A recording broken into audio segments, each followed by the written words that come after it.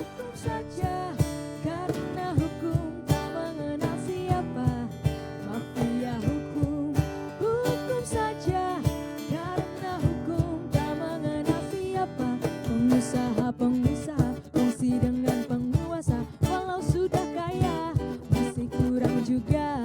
Hukum direkayasa hanya buat yang kaya, yang jadi korbannya rakyat jelata. Mafia hukum, hukum saja karena hukum tak mengenal siapa. Mafia hukum, hukum saja karena hukum tak mengenal siapa.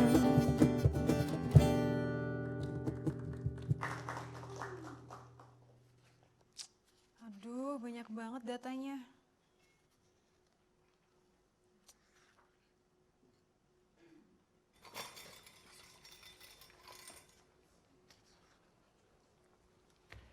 Selamat malam pengacara Amelia. Selamat malam, Ya. silakan duduk. Iya, kedatangan saya sini saya ingin melaporkan bahwa saya ini mengalami kebocoran data pribadi dan saya juga ingin minta tolong kepada Anda untuk bantu saya menyelesaikan kasus ini dan saya juga serahkan sepenuhnya kasus ini kepada Anda sampai tuntas. Oke, baik, nanti akan saya bantu. Terima kasih ya. Iya.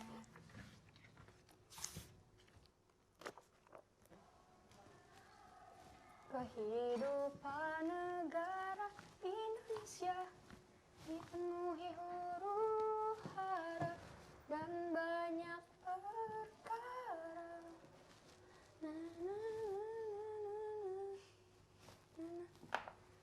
Aduh, ada klien yang harus ditemui.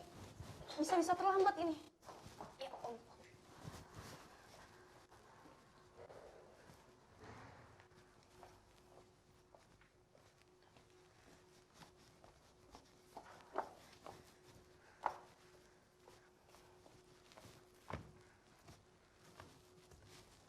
Sekretaris Mala, kamu terlambat. Tadi ada klien datang dan menyampaikan bahwa datanya bocor.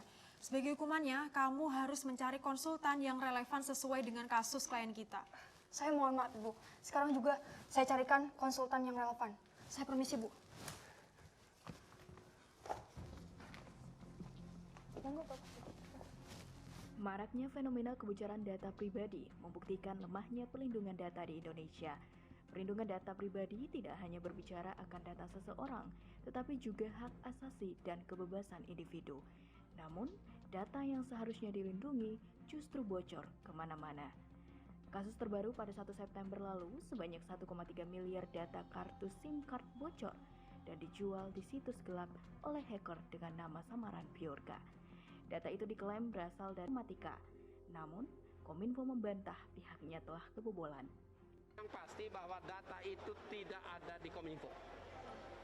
Selanjutnya, data sejumlah anggota Badan Intelijen Negara diduga mengalami kebocoran pada Agustus lalu. Sampel data berupa nama lengkap, tempat tanggal lahir, hingga jabatan. Namun, merespon dugaan kebocoran data ini, BIN kembali mengklaim data mereka aman.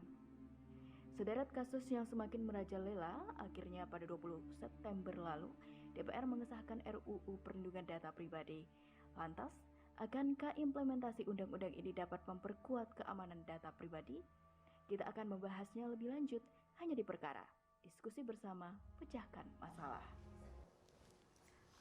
Ibu Melia, saat ini sudah saya hadirkan langsung 4 konsultan kita pada malam hari ini, yakni Koordinator Perundang-undangan Direktorat Strategi Keamanan BSSN, Bapak Ferry Indrawan SH, dan juga pakar hukum Dr. Nanik Prasetyoningsih SH. Juga sudah terhubung melalui sambungan Zoom analisis tata kelola keamanan cyber Kominfo, Daerah Istimewa Yogyakarta, Novi Amalia Ratna SH, beserta Direktur Eksekutif Lembaga Studi dan Advokasi Masyarakat, Bapak Wahyu Jafar. Selamat malam Bapak dan Ibu, selamat datang di kantor kami. Selamat datang Bapak dan juga Terima Ibu. kasih. Baik, Sekretaris Mala, selain 4 konsultan yang sudah hadir, ada juga para pelapor kebocoran data yang sudah hadir. Selamat datang dan selamat malam. Undang-Undang Perlindungan Data Pribadi baru saja disahkan September lalu. Lalu bagaimana dengan implementasinya? Akankah hanya menjadi macan kertas saja? Bersama saya pengacara Melia Putri. Dan saya Sekretaris Pratami Mala hanya di POK TV. Baik Sekretaris Mala dan juga pemirsa, belakangan ini kasus kebocoran data semakin merajalela. Sejak Januari hingga Agustus 2022 lalu, data Indonesia.id mencatat ada sekitar 13 juta akun yang datanya bocor. Kalau kita bisa melihat dari tahun 2021 hingga 2022 ada terjadi kenaikan kasus sebesar 143%. Bapak Ferry, Siap. lalu bagaimana Anda melihat perlindungan data pribadi di Indonesia saat ini, Pak?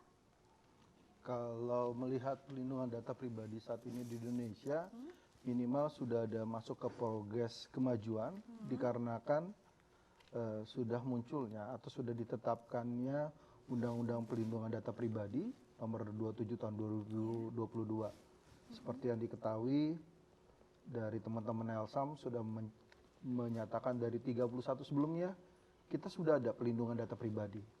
Namun masih terpisah-pisah pengaturannya di 31, kalau saya tidak salah mohon maaf dikoreksi, peraturan perundang-undangan yang ada. Nah, tidak semua orang tahu 31 peraturan perundang-undangan. Karena apa? Satu kelemahan dari kita adalah pada saat peraturan perundang-undangan itu dibuat, sayangnya tidak diikuti dengan sosialisasi.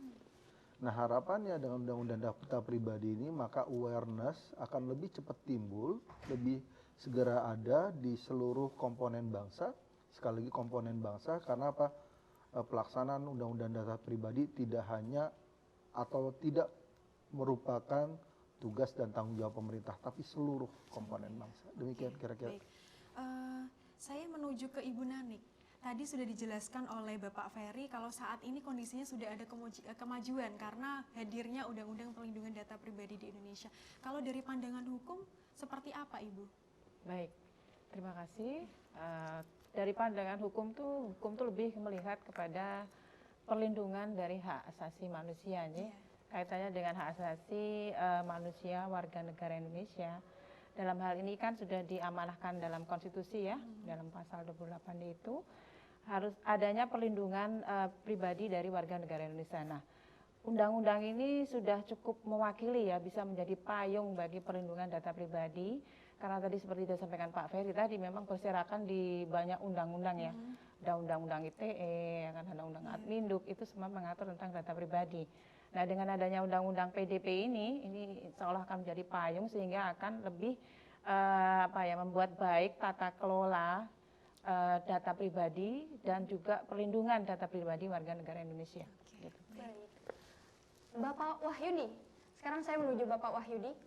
Bapak, tadi sudah dijelaskan oleh Pak Ferry dan juga Bu Nani mengenai kondisi perlindungan data pribadi di Indonesia saat ini sudah mulai membaik ya Pak karena adanya undang-undang ini. Namun seberapa penting perlindungan data pribadi bagi masyarakat di Indonesia ini Pak? Ya, jadi kan hari ini pada dasarnya semua institusi, semua pemangku kepentingan itu memiliki interest yang sangat-sangat besar terhadap data, dan data itu adalah data pribadi, termasuk di dalamnya adalah data perilaku dari manusia, data perilaku dari masyarakat gitu kan. Itulah kenapa kemudian perlindungan terhadap data pribadi menjadi penting. Nah, konsep perlindungan data pribadi itu kan pada dasarnya menekankan pada sejauh mana kontrol dari subjek data atau kita sebagai pemilik data ya, kontrol dari subjek data terhadap data pribadinya oleh siapapun data pribadi itu diproses atau kemudian dikelola gitu kan. Ini yang kemudian membedakan konsep perlindungan data pribadi dengan konsep kepemilikan. Itulah kenapa kemudian data itu tidak bisa disamakan dengan minyak. Itu kan ada banyak yang mengatakan data is the new oil. Itulah yang kemudian sebenarnya membedakan data itu bukan the new oil karena dia tidak bisa kemudian diperjualbelikan. Data itu ya melekat pada subjek datanya sepanjang hidup dari si subjek data. Dan keseluruhan pemrosesan data pribadi harus sepenuhnya dengan persetujuan atau sepengetahuan dari si subjek datanya. Karena apa? Karena apapun yang diproses dari data-data pribadi si subjek data itu akan menentukan bagi masa depan dari si subjek datanya itu gitu kan. Artinya bahwa hidup mati dan kemudian pilihan-pilihan strategis atau keputusan-keputusan strategis terkait dengan si subjek data itu akan sangat tergantung pada data pribadinya. Itulah kenapa kemudian rujukannya kalau kita mengacu pada konstitusi kita itu rujukannya kepada ketentuan pasal 28G ayat 1 ya Undang-Undang Dasar 1945 terkait dengan perlindungan pribadi. Salah satunya adalah data pribadi. Bukan kemudian rujukannya adalah ketentuan pasal 28H ayat 2 tentang perlindungan properti pribadi itu kan. Karena memang data pribadi itu dia berbeda dengan properti ya. Dia melekat dengan kita sebagai subjek data, tetapi dia tidak bisa diperjualbelikan. Nah, itulah kenapa kemudian di dalam Undang-Undang Perlindungan Data Pribadi yang baru saja disahkan, istilahnya itu subjek data. Dia bukan pemilik data, bukan owner data ya, bukan data owner, tapi data subjek. Karena memang tadi sekali lagi bahwa data itu apa namanya harus sepenuhnya berada dalam kontrol dari si subjek datanya. Oke, baik Bapak Wahyudi, saya sudah mengerti apa maksud Bapak. Jadi bisa saya simpulkan bahwa Undang-Undang Perlindungan Data Pribadi hanya sebagai subjek data saja. Lalu saya akan menuju ke Bapak Ferry. Bapak, saya ingin mengetahui bagaimana sebenarnya proses perlindungan data pribadi di Indonesia saat ini. Apakah mungkin saat ini sudah ada server atau mungkin aplikasi tertentu Pak untuk melindungi data pribadi ini Pak? Baik, mungkin sesuai dengan pengaturannya di undang-undang ini, bentuknya adalah bukan perlindungan tapi pelindungan. Jadi agak berbeda ya Bu ya, penyebutan dengan menambahkan R dengan tidak, karena R itu menunjukkan tempat.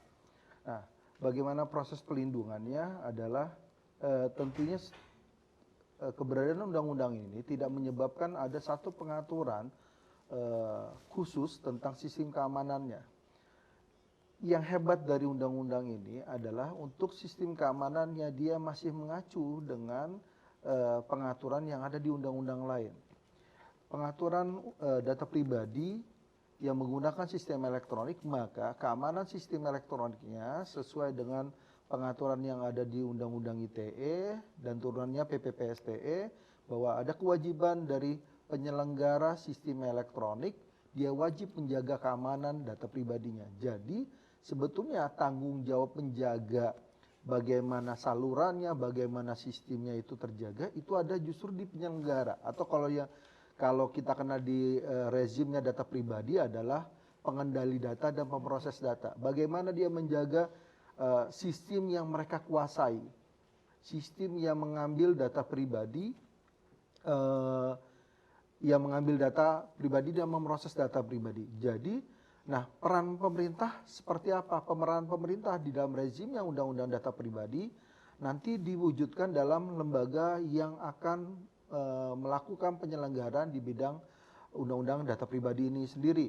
Lembaga ini dalam proses penyusunan Perpresnya, harapannya lembaga ini cepat terbentuk sehingga tata kelola bisnis proses yang ada pengaturannya di dalam pengaturan Undang-Undang Data Pribadi ini bisa segera terwujud atau terimplement dalam aturan turunannya, yaitu dalam peraturan pemerintah yang diharapkan sebagai pelaksanaan. Saya sudah mengerti apa maksud Bapak.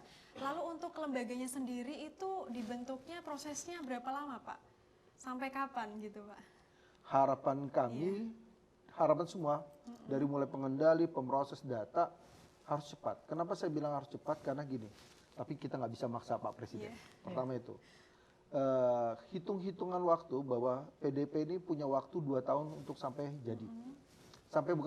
Sampai terlaksana seluruh aturan implementasi di bawahnya. Turunan-turunannya ya? Turunan-turunannya. Termasuk yang paling penting adalah peraturan pemerintah sebagai pelaksana dari undang-undang ini yang menjelaskan lebih detail.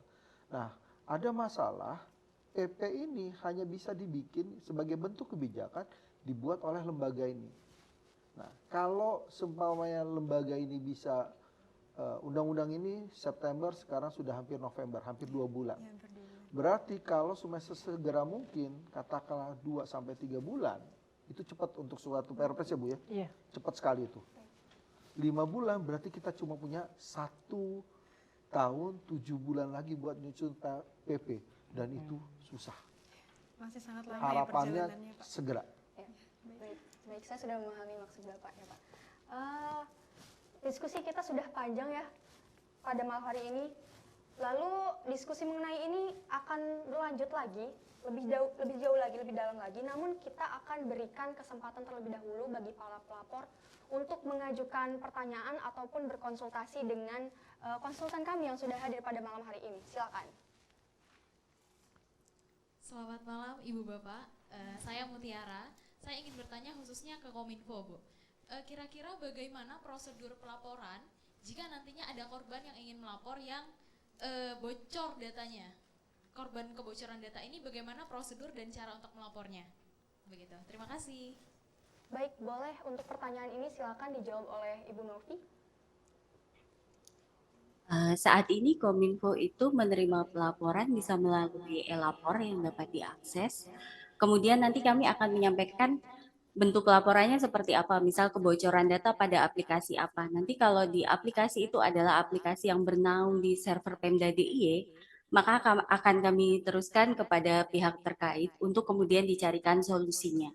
Dan untuk beberapa pelaporan, terkadang ada pelaporan yang dia mungkin servernya tidak ada di Pemda DIY dan regulasinya berbeda, seperti kependudukan biasanya yang lebih apa ya, masalahnya lebih banyak, itu kan ada di pusat, nanti akan dibantu untuk komunikasinya. Oke, baik. Terima kasih Ibu Novi atas jawabannya. Untuk pelapor udah terjawab jawabannya? Oke, baik. Nah, pemirsa dan juga pelapor yang ada di kantor kami, bagaimanakah realisasi penegakan hukum perlindungan data pribadi di Indonesia? Sesaat lagi kami akan diskusikan bersama, tetap di Perkara, diskusi bersama, pecahkan masalah.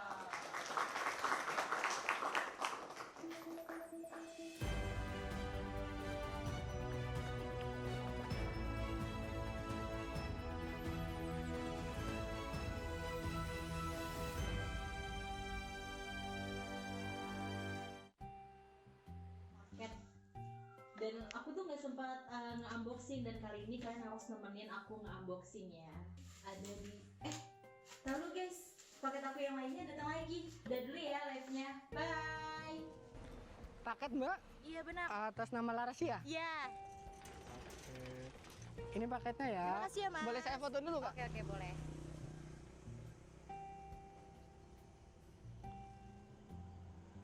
Oke, terima kasih. Terima kasih ya Mas. Dan unboxing. Sekarang gue beresin dulu biar nggak sumpok sama gue.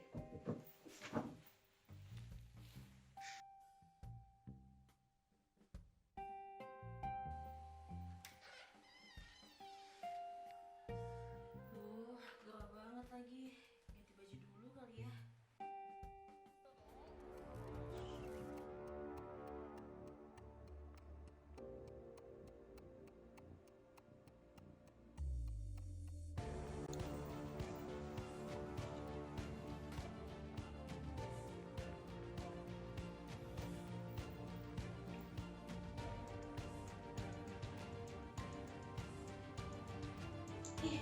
Sudah jadi gue gak bisa sih.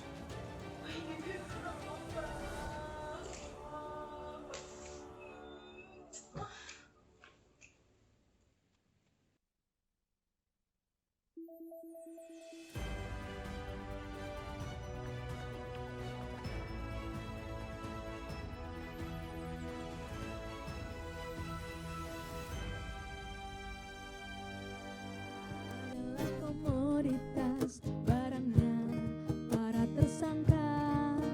Ada uang kau kan dimenangkan, tak ada uang ya say goodbye. Dimanakah adanya keadilan bila masih memandang golongan yang kuat selalu berkuasa, yang lemah pasti merana. Maling-maling kecil dihakimi, maling-maling besar dilindungi. Maling-maling kecil dihakimi, maling-maling besar dilindungi.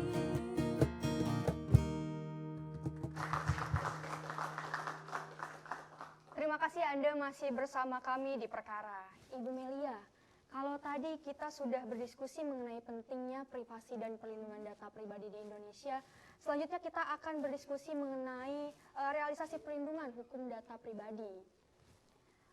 Saya ingin bertanya kepada Ibu Novi. Ibu Novi, Undang-Undang Nomor 27 Tahun 2022 baru saja disahkan September kemarin ya Ibu. Lalu sejauh ini sudah sampai mana implementasinya Ibu? Dari Dinas Kominfo sendiri sebenarnya sudah melaksanakan ya amanah yang ada di situ untuk beberapa aplikasi yang dinaungi server Pemda DIY sendiri. Selama ini sebelum ada aplikasi tersebut, kami melakukan tes untuk pemberian rekomendasi ke aplikasi tersebut. Kemudian setelah aplikasi itu ada, dari kami melakukan pengawasan terus-menerus. Beberapa hal yang dilakukan antara lain standarisasi keamanan dari kami, ISO 27001, kemudian adanya audit SPBE, di mana dari aplikasinya sendiri diaudit, sistem keamanannya, kemudian jaringannya. Dan beberapa tindakan itu ada yang kami melakukan, misal ada indikasi kebocoran data, kami akan melakukan tindakan seperti teguran kepada aplikasi apabila itu tidak terlalu bermasalah, tapi ketika itu mengkhawatirkan maka langsung dilakukan take down untuk kemudian diperbaiki. Oke, baik, saya akan menuju ke Ibu Nani. Nah, menurut Ibu sendiri, undang-undang yang baru disahkan ini akankah bisa memperkuat keamanan data pribadi di Indonesia, Ibu? Baik, terima kasih. Jadi pertanyaannya kan, apakah akan mampu menjaminnya? Sebenarnya kita sebaiknya husnuzon dengan pemerintah ya, karena dalam hal ini pemerintah sudah menghadirkan undang-undang ini. Ini undang-undang ini juga lahirnya juga tidak mudah gitu ya. Dan harapannya ada undang-undang yang komprehensif yang mengatur mengenai perlindungan data pribadi dari warga negara Indonesia. Nah, untuk jaminannya, ketika kita melihat sebuah hukum baru, ya, hukum itu akan bisa dikatakan bekerja dan efektif itu ketika hukum itu bisa menyelesaikan persoalan yang terjadi di masyarakat. Baru itu kita bisa mengatakan itu sebuah efektivitas hukum. Nah, sementara ini penyelesaian kasus-kasus yang kaitannya dengan data pribadi ini kan masih menggunakan undang-undang ITE ya. Nah, sehingga nanti ke depannya diharapkan ada upaya yang bisa dilakukan preventif ya, supaya tidak terjadi kebocoran-kebocoran data, penyalahgunaan data pribadi, baik yang dilakukan oleh badan hukum publik, ya kan, baik oleh korporasi ataupun oleh perseorangan. Karena saya melihat di dalam undang-undang PDB ini juga cukup komprehensif. Jadi penyelenggara data itu, penyelenggara sistem informasi elektronik itu juga tidak hanya dari perseorangan saja begitu ya. Dan jerat hukum di sana juga sudah sangat jelas. Kejahatan apa yang bisa itu dikategorikan sebuah pelanggaran hukum, sehingga harus ada sanksi pidana itu juga jelas. Demikian halnya juga sifatnya pelanggaran administratif itu juga sudah jelas diatur di sana. Nah, tinggal pada upaya penegakan hukumnya nanti. Nah, penegakan hukumnya nanti karena di sini ada pemilahan ya kalau saya melihat di Undang-Undang PDB ini. Untuk yang administrasi itu nanti diserahkan pada lembaga yang sampai hari ini juga draft perpresnya belum disetujui ya Pak ya. Nah, ini kan tergantung will-nya Pak Presiden nih ya untuk lembaga ini. Karena untuk kelembagaannya pembentukan lembaga itu dengan peraturan Presiden. Sementara untuk ketugasan lembaga ini dengan peraturan pemerintah. Ini secara hukum juga membingungkan begitu. Ya kan? Karena secara hierarki Perpres dengan PP lebih tinggi PP. Walaupun yang membuat adalah sama-sama Presiden begitu ya.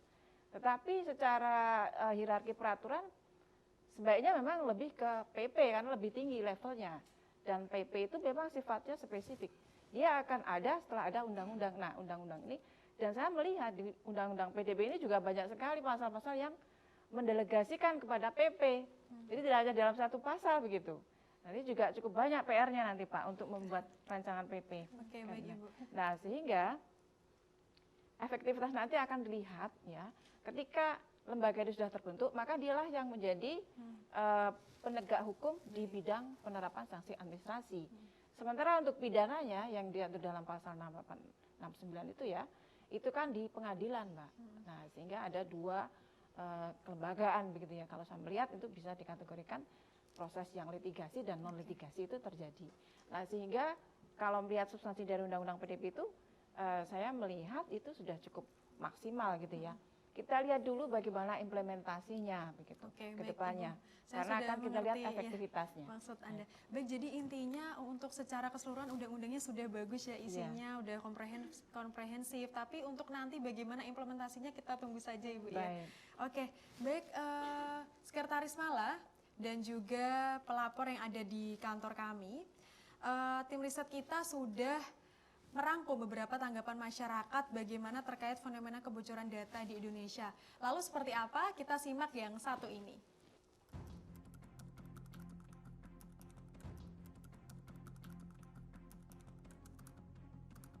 Kalau ditanya siapa yang harus bertanggung jawab, tentu adalah pihak yang memegang data pribadi dari kita sendiri.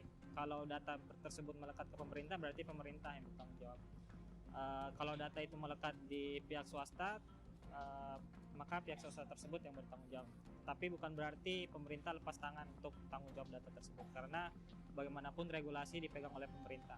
Menurut saya kebocoran data itu adalah tanggung jawab dari dua pihak ya, dari pemerintah dan juga dari diri kita sendiri. Kalau dari pemerintah tuh lebih diperketat lagi, kemudian kalau untuk dari diri pribadi kita harus lebih berhati-hati lagi.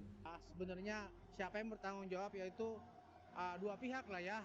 Artinya orang yang memberikan data, dia juga harus hati-hati dalam memberikan data tersebut. Kepada siapa data tersebut diberikan gitu ya. Pada siapa juga apakah mereka dipercaya atau tidak. Bisa disebut sebagai tanggung jawab kita sendiri, walaupun secara umum atau secara luas itu mungkin bisa dikatakan tanggung jawab pemerintah juga, tapi lebih bisa dibilang lagi kita harus lebih bertanggung jawab kepada diri sendiri.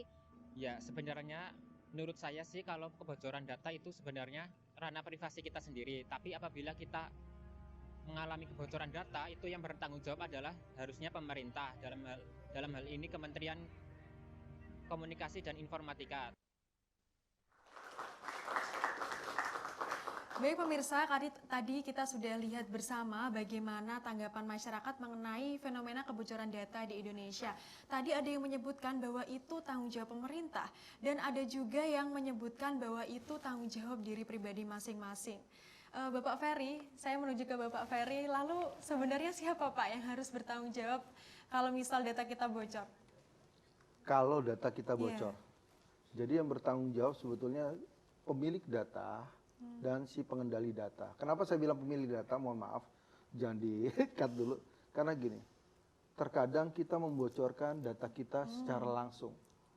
Contoh yang saya lakukan saat ini, pada saat teman-teman ngajak Pak kita ngobrol, saya memberikan nomor telepon saya memberikan nama saya, dan saya tidak ada concern apa-apa atau perjanjian apa-apa dengan teman-teman.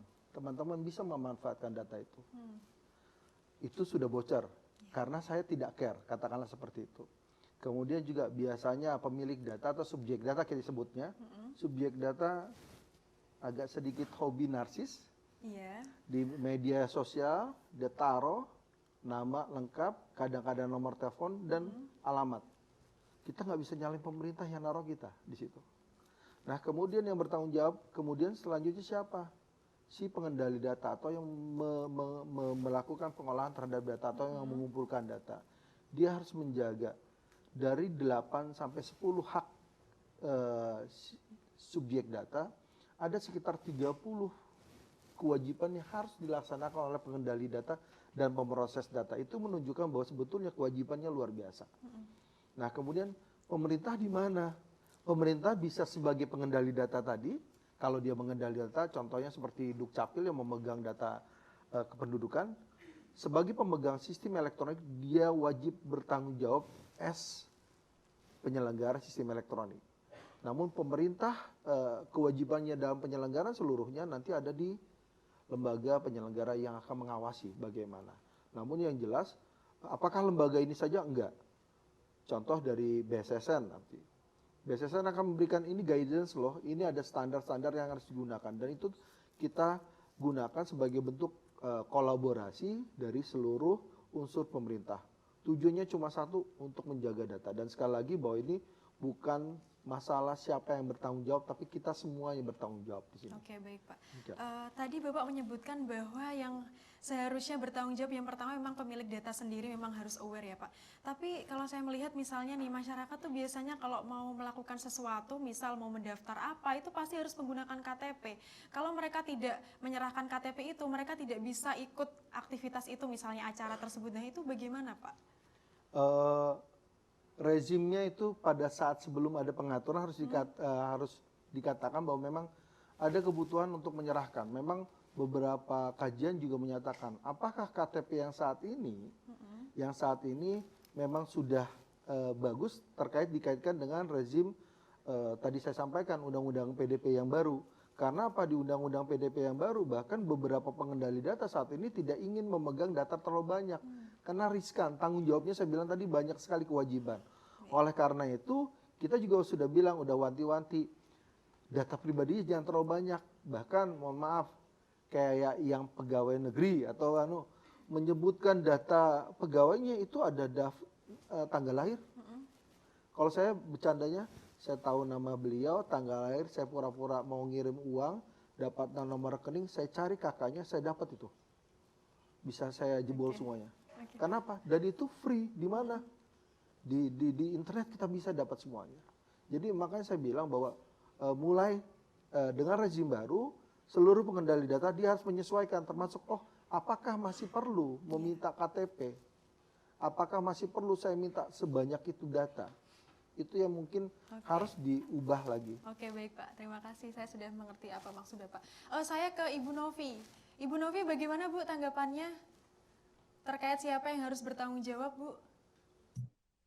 Pada dasarnya kalau melihat di Undang-Undang 27 ini, seperti pernyataan yang dari BSSN tadi, penanggung jawabnya bersama dari unsur pengendali data, dari subjek data, semua ikut bertanggung jawab. Cuma pemerintah punya PR, jadi kita harus lebih membangun habit di masyarakat untuk sadar bahwasanya datanya itu adalah aset yang dia miliki dan melekat ke dia. Jadi selama ini kayak Kominfo setelah adanya undang-undang tersebut dan sebelumnya mencoba untuk melakukan edukasi dari story dari lewat IG, Facebook atau Twitter yang itu sebenarnya alat komunikasi yang cukup mudah untuk sampai ke masyarakat untuk paham bahwasanya data kalian itu berharga dan untuk men-share data apapun itu harus lebih hati-hati, terutama bijak bermedsosnya ketika share. Kadang-kadang nih,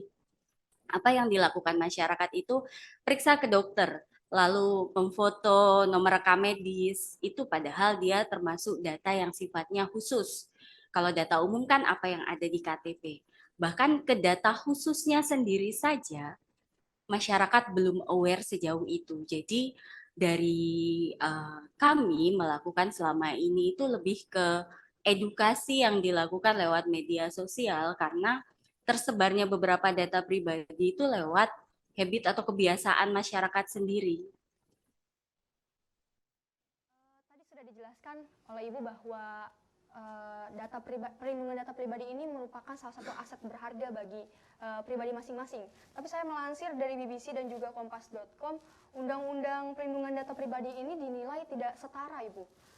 Disebutkan bahwa jika pelanggaran dilakukan oleh lembaga publik, itu dikenakan sanksi administrasi pada pasal 57 ayat 2, sedangkan pada sektor private, selain dapat dikenakan sanksi administrasi, juga dapat diancam denda administrasi sampai dengan 2% dari pendapatan tahunan.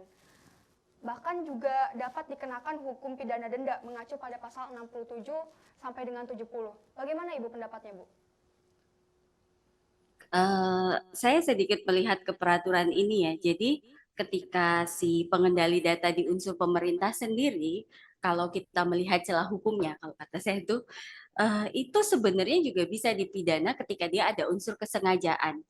Tapi kalau pengolahan datanya sudah mengikuti rule yang ada, terus dari pemerintah, dari kami sendiri sudah melakukan awareness ke aplikasi yang ada, pengolahan data yang ada, processing data yang ada, itu sudah memenuhi standar. Jadi kan tidak serta-merta untuk dapat dilakukan pidana atas itu.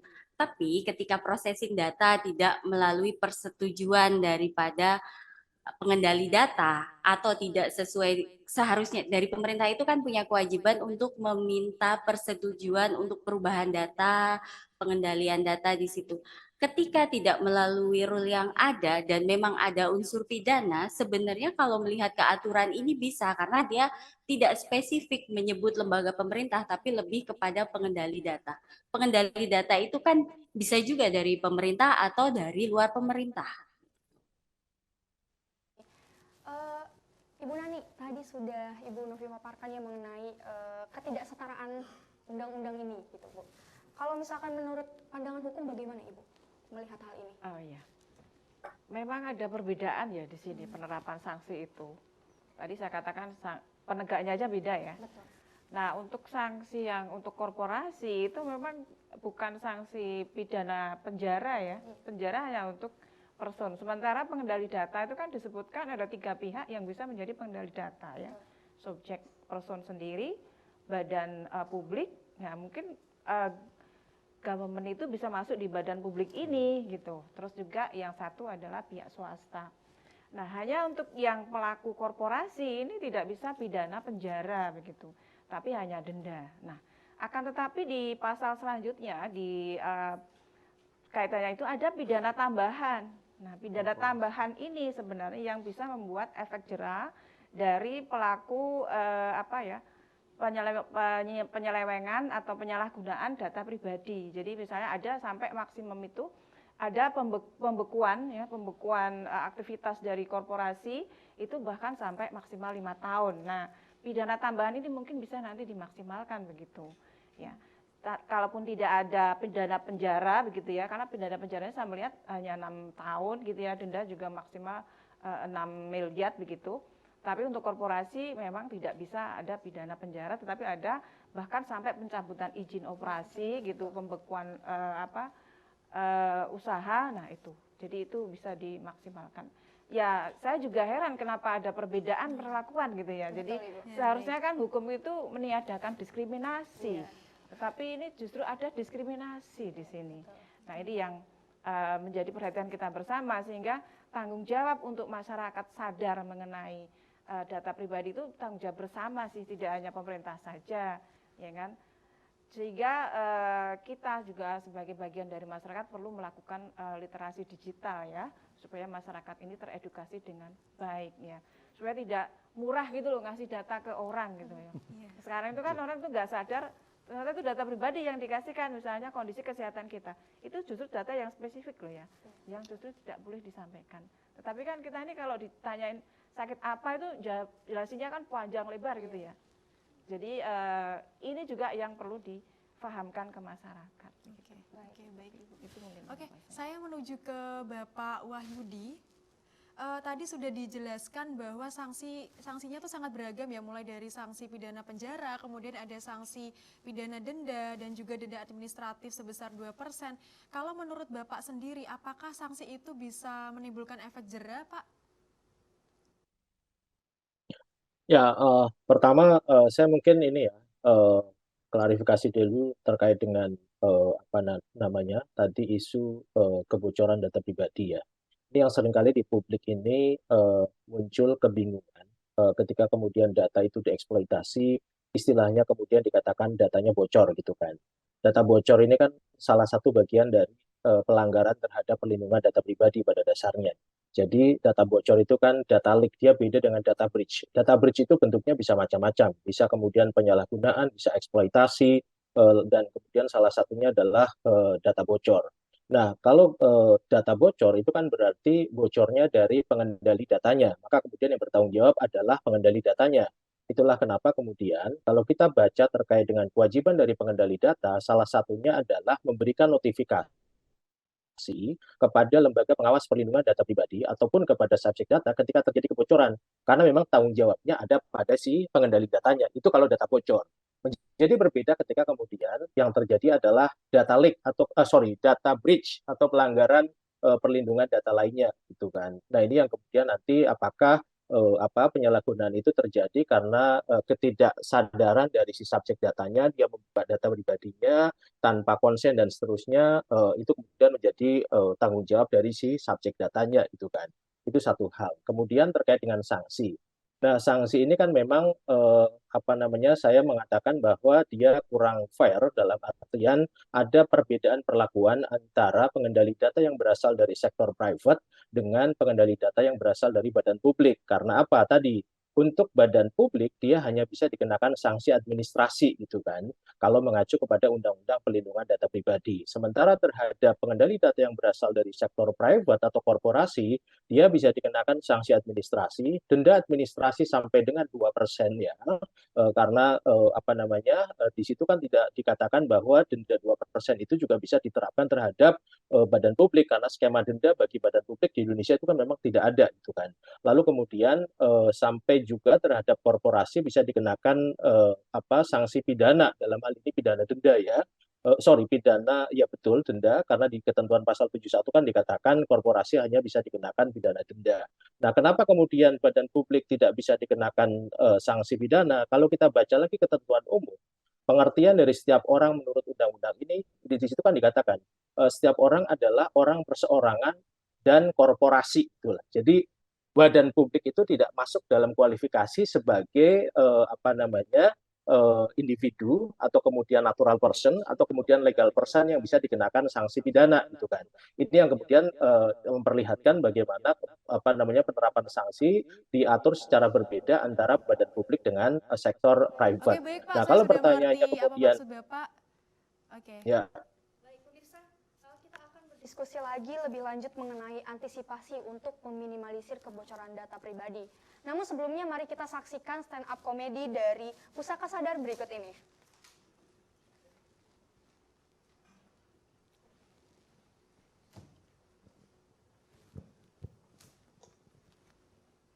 Selamat malam semuanya.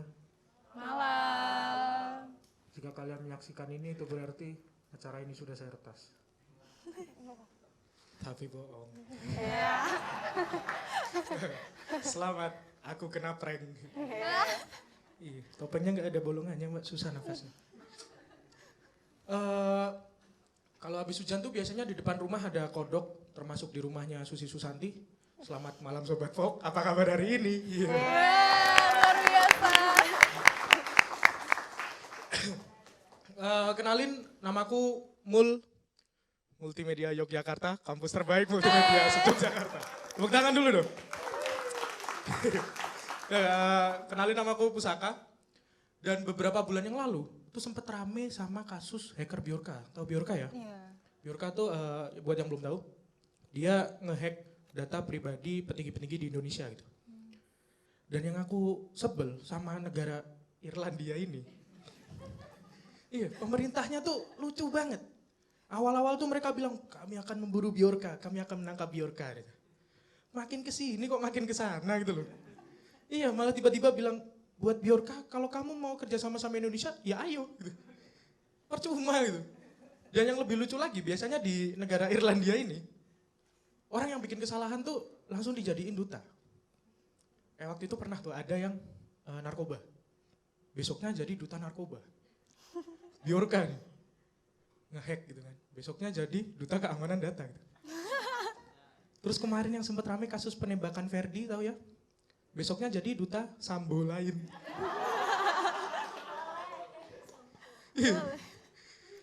Tapi kasus Bjorka ini sempat hilang ya setelah ditemukannya pemuda inisial MAH, Muhammad Agung. Dia tuh dari Madiun, dan karena orang Irlandia ini lucu-lucu ya, mereka tuh literasinya kurang, cuma dibaca headline beritanya. Jadi mereka taunya Bjorka dari Madiun. Terus ngapain? Masa ngehack sambil makan pecel kan enggak? Dan setelah aku lihat-lihat di YouTube ya teman-teman, di YouTube tuh banyak banget video. Salah satunya tuh ada video cara mengamankan akun Google. Itu yang nonton 140.000. Kalah Pak Bu sama penontonnya Cipung Podcast.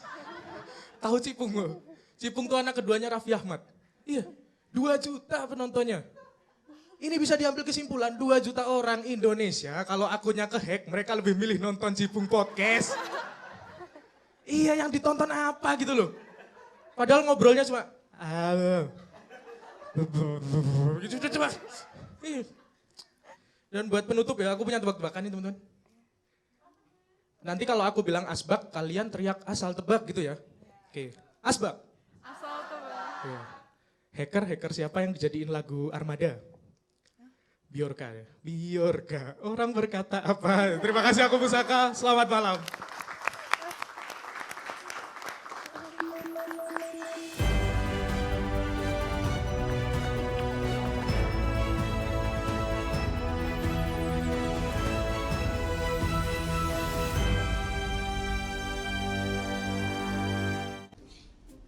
Capek tugas mulu hari-hari ini.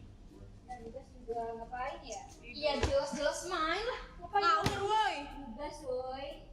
Iya nih tahu Ijah taunya main mulu. Orang tugas banyak bejibun gini main mulu. Dah buset gitu. Udah berisik dah. Daripada kalian ribut-ribut kayak gini, ini si Jupri mana dah?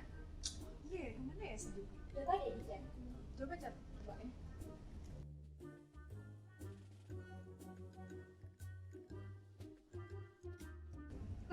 Woi, si Jupri. Hah? Kenapa? Ini katanya dia lagi berduka, dia lagi kehilangan. Bener kan? Udah, gak usah banyak mikir. Udah, sekarang kita pergi.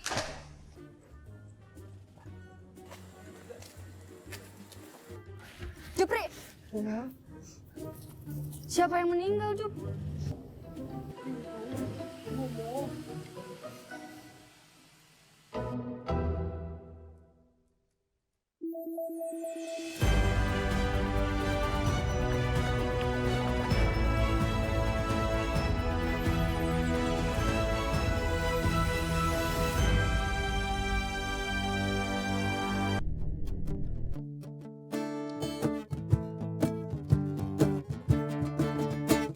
Ada yang tahu mafia peradilan, tangan kanan hukum di kiri pidana, dikasih uang habis perkara. Kacau balau negaraku ini.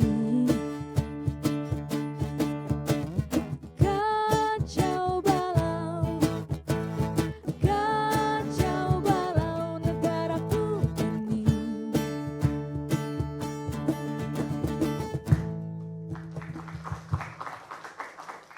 Kembali lagi bersama kami dalam Perkara, diskusi bersama pecahkan masalah. Nah, di segmen kali ini pemirsa, kita akan berdiskusi mengenai antisipasi untuk meminimalisir kebocoran data di Indonesia. Nah, pemirsa, kalau kita melihat salah satu negara yaitu Norwegia, begitu kita lahir di mana rumah sakit kita dilahirkan, data kita akan disimpan ke salah satu lembaga yaitu Kementerian Dalam Negeri. Yang nantinya kita juga akan mendapatkan ID card yang akan menyimpan semua data pribadi kita. Yang artinya data pribadi kita hanya disimpan oleh satu lembaga saja, yang tentunya akan meminimalisir kebocoran data. Bapak Ferry, lalu kalau misalnya Indonesia diterapkan seperti itu, apakah bisa, Pak? Bisa, kenapa tidak? Tapi yang paling penting adalah kita mengubah culture atau budaya kita sendiri. Ini mohon maaf, biasanya kalau jangankan lahiran gitu ya, atau datang anggota keluarga baru, ulang tahun difoto, selamat ulang tahun ya, tanggal segini-segini dapat saya. Terus itu pertama. Terus kemudian nomor induk kepegawaian kita, nomor induk kependudukan kita itu tanggal lahir dapat. Jadi banyak sekali yang harus diubah. Satu yang lucu saya tadi sempat sampaikan juga bahwa budaya kita seperti ini, Mbak. Kalau ada orang nanya di daerah, supaya satu daerah kita tanya, mohon maaf rumahnya Pak Ferry di mana? Dia akan tunjukkan rumahnya ini, warna ini, ibunya siapa, istrinya siapa, anaknya berapa, sampai pekerjaan semuanya. Ya nggak perlu, padahal orang itu cuma menanyakan rumah saya di mana.